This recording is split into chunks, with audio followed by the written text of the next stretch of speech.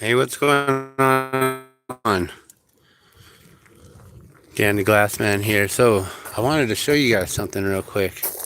It's my old place, and apparently it's vacant.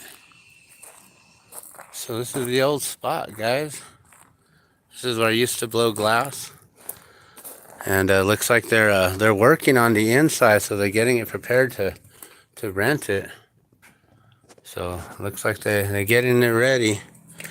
This is my old studio, though, guys. The old spot, the old studio.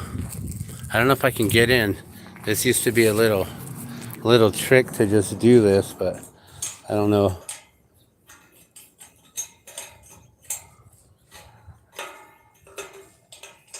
Can I get in here? I'm like, I know this thing it used to just work with this, not even having to open it. There we go.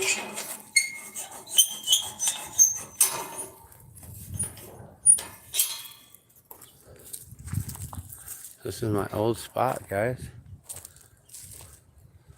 Back door to the kitchen and the basement. Old patio. My old studio. The window's been busted out. I don't think there's anything in here though. Oh, well, except for the trash cans. Interesting. So yeah, this is the old studio. I used to blow glass right there. When I first started out this channel, The Glassman's World, there's all kinds of videos. I have back to nature videos where this whole area was all grown out. A whole bunch of corn. You can actually still see the rows, little faint rows right there. I used to have it to where I'd run the water hose up top here, and I had it trenched out to where it was dug out all the way around and gravity fed. So basically the water would come down and trickle down and go around this mound right here. This is a Hugo culture. This actually,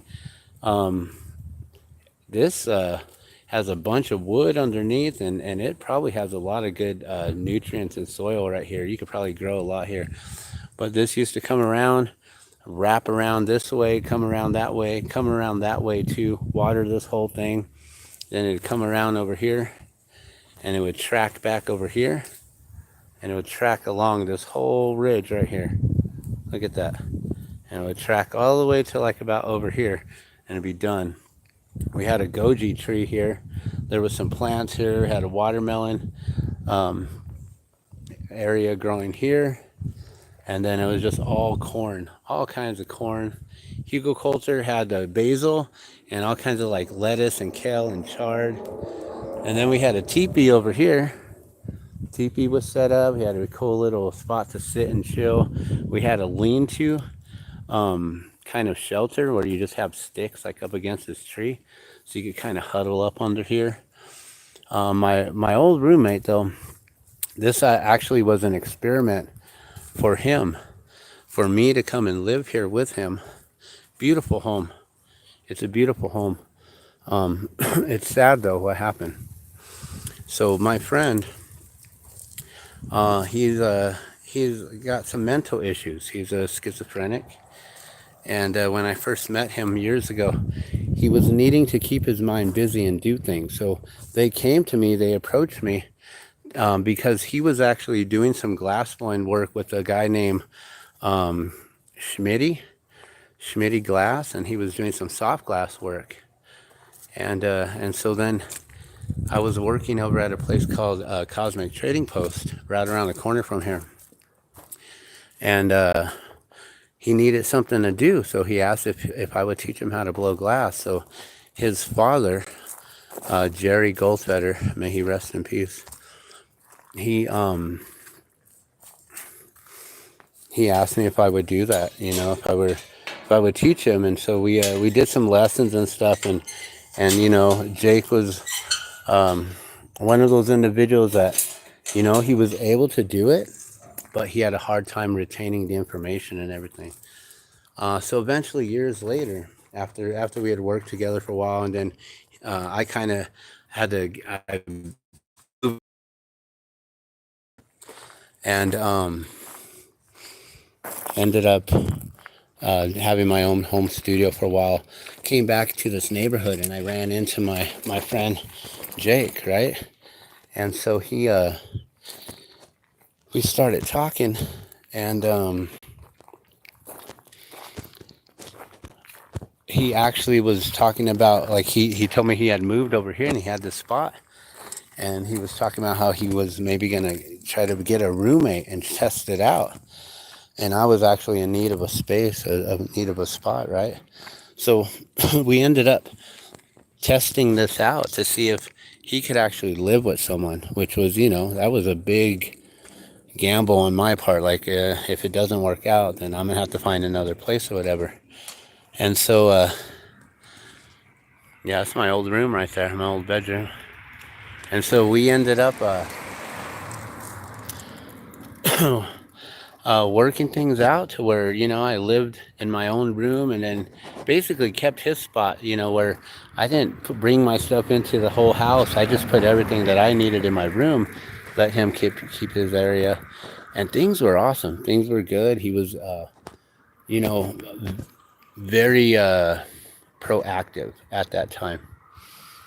Like a year or two went by, and his father ended up having issues with little things. Like, I had a box of peanut butter on the kitchen floor. He'd come over and, like, you can't leave your peanut butter out, and then I'd have, like, my daughter's toys and stuff, and he told me that I couldn't keep her toys out in the backyard. I'm like, well, she just came. Like, like, you got to allow me to be a parent and allow her to have stuff out and things like that. And so I ended up, like, I was like, well, this isn't going to work out anymore. And at the time, that's when I decided I was going to move to Camp2Dogs. So I moved away to Camp2Dogs. And every once in a while, I'd come over here and I'd check up on my friend Jake here. And what's sad is that when I went away, like, he was doing excellent. He was, like, keeping himself busy. He had a daily regimen where he would I'll see you later, to my old house there.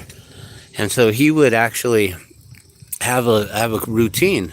He'd go on a 2-mile walk. He'd walk around the corner here, which isn't a mile long, but he'd take a long route all the way through these neighborhoods here, and he'd walk around and go a mile to get to the La Montanita Co-op, which is just down the street here. We're on Hermosa and Grand now, another block or two up, and we'll be at Central, or actually a block or two south. We're headed south right now. And so, yeah, we would, he would have his daily routine. He'd go on his walk, go get his coffee at the co-op, and then he'd hang out, like, just in the alley, and not the alley, in the little stairwell tunnel area there. And people would give him change and things like that. They thought he was homeless and stuff, but he would just be chilling. And a lot of people knew him. A lot of the people from Cosmic Trading Post, Three-Sided Hole, a lot of musicians know him because he plays keyboards.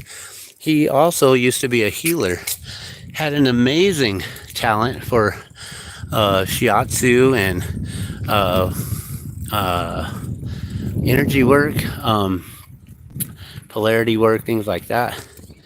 But if he didn't keep his mind busy, he would kind of wander, from reality. And I guess when I went away, all he had left was his father, Jerry, who would come and check up on him. And eventually, and the thing is when I was living with him the whole time, Jake never knew that Jerry was his father, even though they had the same last names. And so, eventually, I'd come in and I'd check on him to see how he's doing, make sure he was doing okay and stuff like that. And we're riding over here because we might actually run into my friend Jake. And the title of this is that this is my old place, and I lost my old roommate. Well, I didn't lose him as far as like to a fatality or anything. This is kind of a little bit worse. I lost him to a mental instability, a mental health issue. And so when I went away, me being there, I realized that it was like keeping him calm, keeping him always busy and always having company, having someone there. And when I went away, then he only had Jerry to rely on. And Jerry would just come in, 2 or 3 times a week. And he had a caregiver that would come in. And eventually then, like during COVID and all that stuff, the caregiver situation got ruined. And people just lost their caregivers. And people weren't able to get the help that they needed and deserved. Like including my wife, she had to go through so much over and over and over trying to find someone to take care of her. And he ended up losing his caregiver, and he had his father there taking care of him for a while. And in that time, apparently last summer his father passed away. So then there was no one else to take care of him anymore at that point. And so so this is where we do our market here, Solano and Central here. This is where I used to have my old studio with Spaceport Pros and with all my Hare Krsna brothers and sisters over there at the Purple Building. This is my old spot. I used to have a home down the street over there on Montclair. I used to live in this neighborhood quite a bit. I'm always in this neighborhood. My friend Jake also has always been in this neighborhood because he's lived here and he's been going to the co-op, which is just right down over here. So when his father passed away recently, which was last summer, I didn't know about that.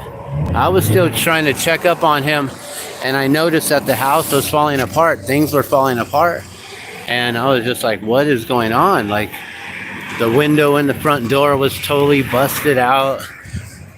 Things were just like not clean, and it was just not the same situation that it had always been. So then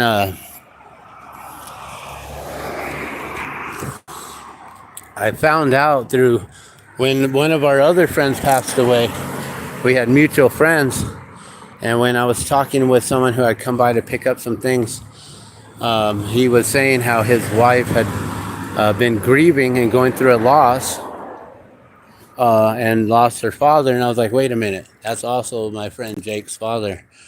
And so that's when I realized that my friend Jake, he didn't have anyone to check up on him anymore. And for like maybe close to 8 months or something, he didn't have anyone at all. So now every once in a while, if you come down here to the Nob Hill area, right here, Nob Hill East, right in front of Vaporium, where we do our markets on Saturdays and Sundays. I'm here every Sunday. Every once in a while, I'll see Jake around.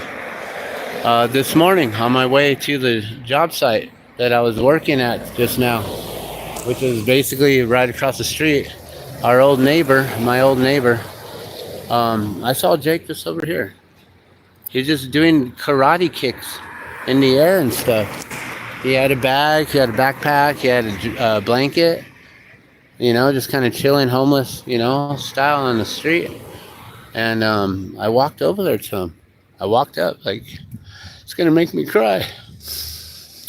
I walked up to him, man. I said, yo, Jake, what's up? He turned around. He said, hey, what's up? He looked at me, didn't even recognize me. He just thought I was some random person. I've lost my friend. I've lost my roommate.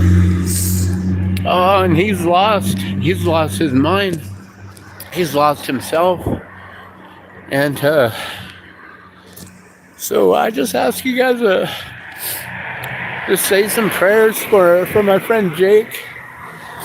If you see him out, He's kind of big, but he's lost some weight. He's kind of skinny, kind of scraggly hair. He used to be like a redhead, like look like a redheaded Viking, right? Big dude. Now he's skinny and he's graying, so his hair's not as red as it used to be. It's kind of like that dirty blondish red looking hair. Usually wearing some kind of a beanie. I don't know. If you ever see him, try to help him out. Give him some water. Make sure he's got some food. Things like that. You know? He's a good guy. I feel bad for him being out here, and I can't believe he didn't even recognize me. I even told him Hare Krishna. He didn't recognize Krishna. He's so lost, guys. But he hangs out right here on this wall from time to time, so you may see him. That's why I'm pointing out this spot right here. Right across from my friend's spot. Right here at the Vaporium, guys. So if you ever see him, just maybe say hello. Maybe give him $1 or 20, whatever you can afford, you know. I'm gonna let you guys go though. I just wanted to share that. It's really sad. I feel like I left him and let him down, but at the same time, I also couldn't have kept my family in that situation if he was going mental again or unstable. And I don't know if by me not being there, if that's what put him into that situation. But also, you know, where's the rest of his family been and stuff? That's the harshest part, is I don't know what's going on with that situation. So you might find my friend here, right here, just chilling, maybe doing some karate kicks, maybe talking to himself, thinking that there's someone there chilling with him. Just say hi. At least try. Thanks for listening.